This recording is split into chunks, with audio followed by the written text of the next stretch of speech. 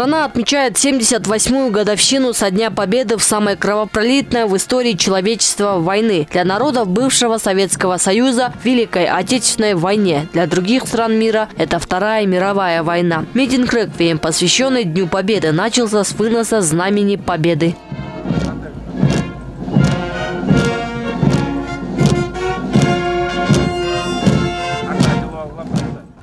После минутой молчания почтили память о великом поколении героев-воинов, отстоявших для нас всех ценой своей жизни право жить свободно под мирным небом.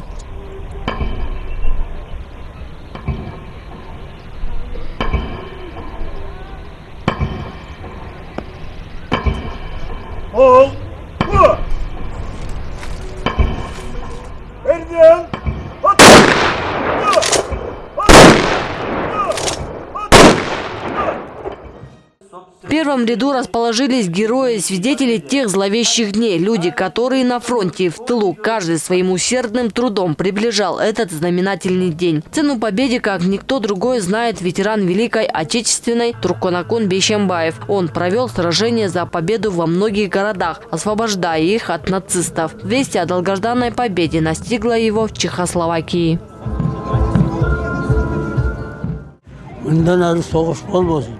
Мы, ветераны, смогли обеспечить для вас мирное небо над головой. Теперь у меня всего лишь одно желание, чтобы наши дети и внуки были свидетелями только праздничных мероприятий.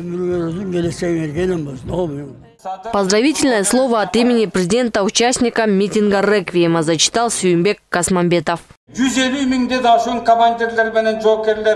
Великая победа досталась нам ценой невосполнимых утрат. Отцы и деды, не щадя своей собственной жизни, подарили нам мир и свободу. И их пример обязывает нас беречь Родину как зеницу ока. Уроки Великой Победы напоминают нам о высочайшей ответственности всех живущих за мир на своей земле. И мы должны укреплять наше единство, нашу государственность.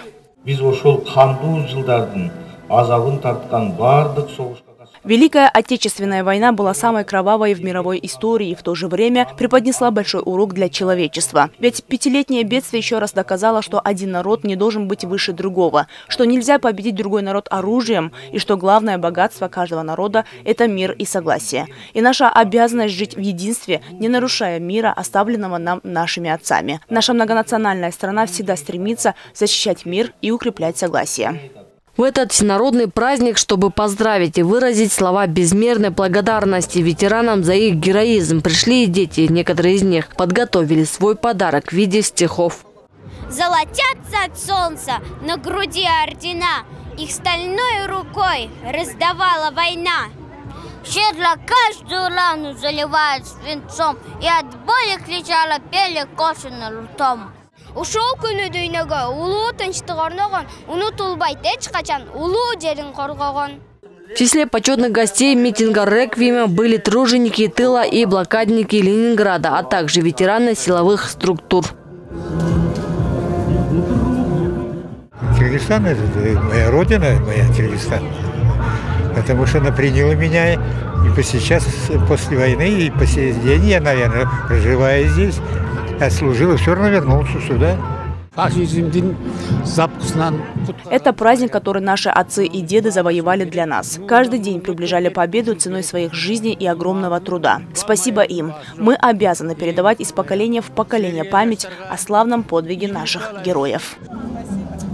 Для гостей Министерство обороны приготовило 250 килограммов солдатской каши, а это 1500 порций. Каждый желающий мог ее отведать. Гречка, здесь есть тушенка, масло сливочное, еще что, вода, соль и все. День Победы навсегда останется в наших сердцах как пример мужества, стойкости и героизма нашего народа. Мы преклоняемся перед подвигами наших отцов, самоотверженно сражавшихся в кровопролитной войне за целостность и мир многонациональных стран бывшего советского государства.